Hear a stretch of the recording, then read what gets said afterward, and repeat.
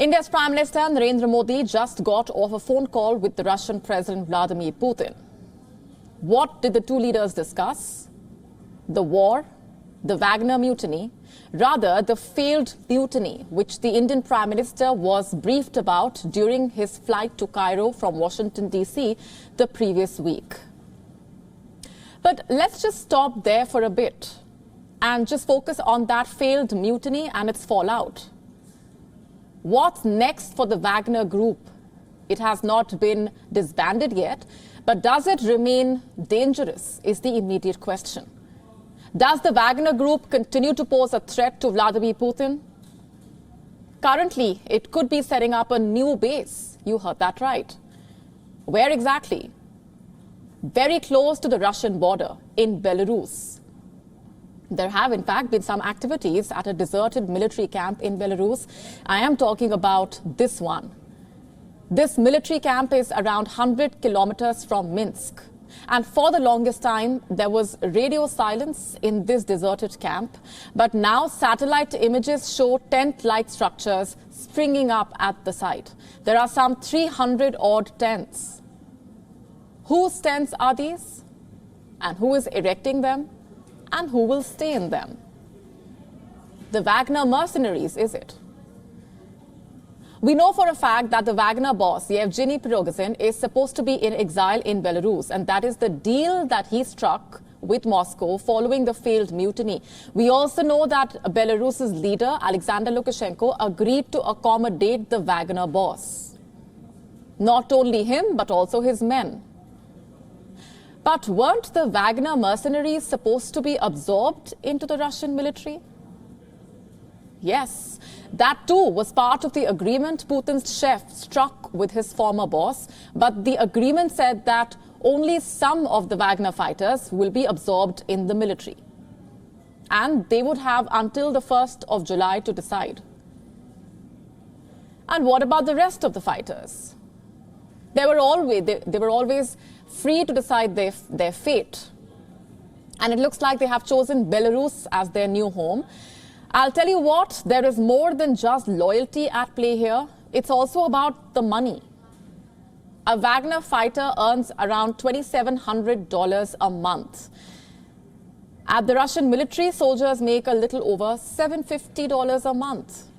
You see the difference there? Remaining with the Wagner group is profitable for these fighters, to say the least. So many could be choosing to follow their leader into exile. And what will they do in Belarus? Plan something big? Another mutiny? But where will Wagner get its supplies from is the question. All the while, the weapons were coming from the Russian armed forces. This is something that Putin has openly admitted last week. And now, following the failed mutiny, that gravy train has most likely come to a halt. Weapons are not the only thing. The Wagner group also needs a military base to train. Previously, it was training at Molkino in Russia. If speculation about this base in Belarus are true, if the speculations are true, then the mercenary group does not need to worry about a roof over its head. And what's more, a new source for weapons may follow soon. Could it be the Belarusian army? Not too long ago, Lukashenko publicly declared that Belarusian forces have a lot to learn from the Wagner fighters. So could the training be in exchange of supplies? It's too early to tell, but what about the money? There is no dearth of it. Putin's chef has accounts and sources of income around the world, in Africa, in West Asia. So what should you be making of Wagner's supposed new home? And if it is regrouping in Belarus, what does it mean for the country? For Russia and Ukraine as well. Let's not forget, this group has tasted blood. It took control of an entire Russian city. I'm, of course, talking about Rostov-on-Don. And the Wagner group also sent a heavily armed convoy towards Moscow. It shot down Russian military aircraft. The Wagner group managed to dent the Russian President Vladimir Putin's leadership. It came dangerously close to triggering a civil war and got away with it all. Which, of course, set a precedent for other private armies in Russia. I don't know if you know this, but the Wagner group is not the only mercenary group in Russia.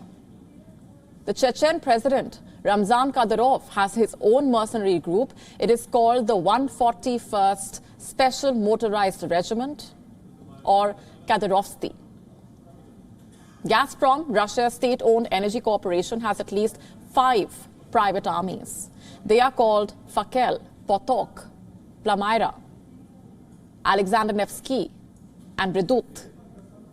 In fact, many Russian oligarchs support private armies as well. Russia's defense minister, Sergei Shoigu, also has founded a paramilitary force. It is called Patriot.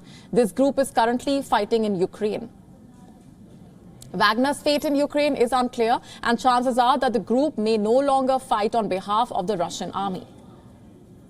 So could it be fighting against the army from Belarus?